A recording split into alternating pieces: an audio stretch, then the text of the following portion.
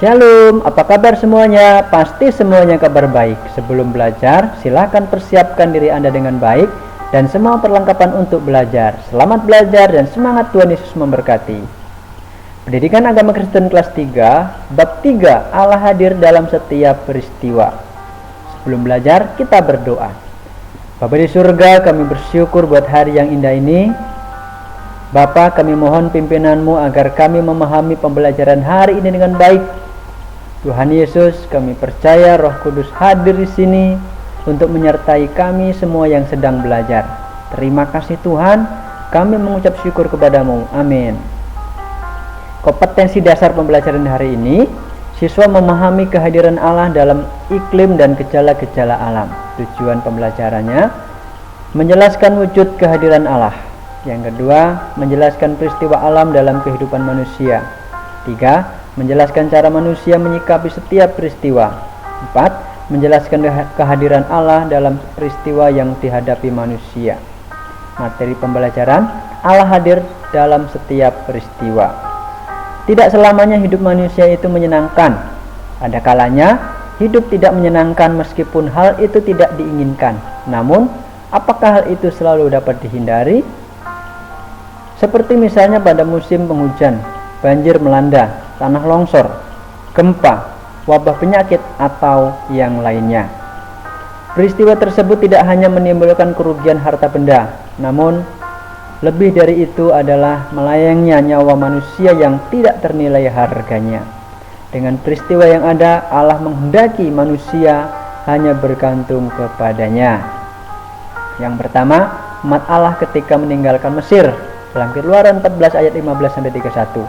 Allah hadir menolong umatnya yang dalam ketakutan. Saat itu tentara Mesir mengejar umat Allah yang sedang perjalanan menuju tanah Kanaan, tidak menemukan jalan untuk menyelamatkan diri karena di hadapan mereka laut kosong membentang. Allah mengetahui hal itu dan diutusnya Musa mengangkat tongkatnya ke atas laut, dan seketika itu terbelahlah sehingga dapat dilewati.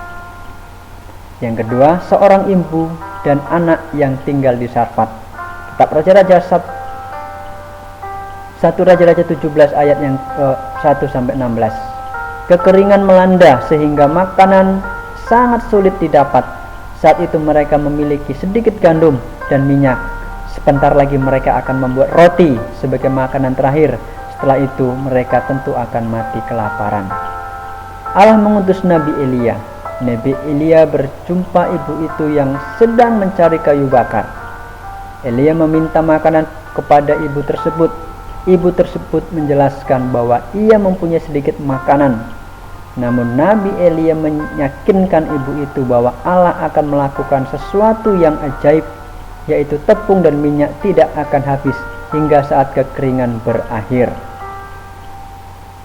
Yang ketiga, Rasul Petrus dalam penjara. Kisah Para Rasul 12 ayat 1-19. Raja Herodes sangat membenci orang-orang yang percaya kepada Tuhan Yesus. Ia berusaha menangkap, memenjarakan, dan membunuh orang percaya. Salah satu di antaranya adalah Rasul Petrus. Rasul Petrus dipenjarakan dengan penjagaan yang sangat ketat.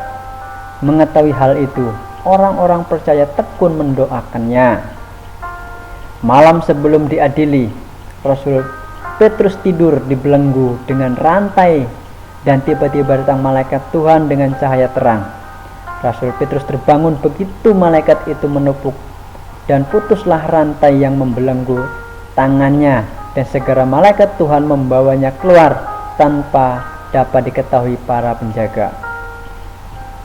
Kesimpulan, dalam menjalani kehidupan, manusia mengalami peristiwa demi peristiwa. Tidak selamanya keadaan baik, ada kalanya keadaan tidak baik. Kalau kita percaya bahwa Allah berkuasa atas alam semesta, kita pun percaya bahwa hidup kita ada dalam kuasanya. Untuk tugas, bisa dilihat dan dikerjakan melalui Google Forms yang akan dikirim melalui WA Group. Kita akhiri pembelajaran hari ini dengan doa. Terima kasih Tuhan buat pimpinan-Mu pada hari ini. Kiranya pelajaran hari ini dapat kami pahami dan kami lakukan dalam kehidupan sehari-hari, serta hidup kami dipimpin dan disertai oleh Roh Kudus. Kami mengucap syukur kepadamu. Amin. Tetap semangat belajar di rumah. Sampai jumpa lagi di lain kesempatan. Tuhan Yesus memberkati. Bye-bye.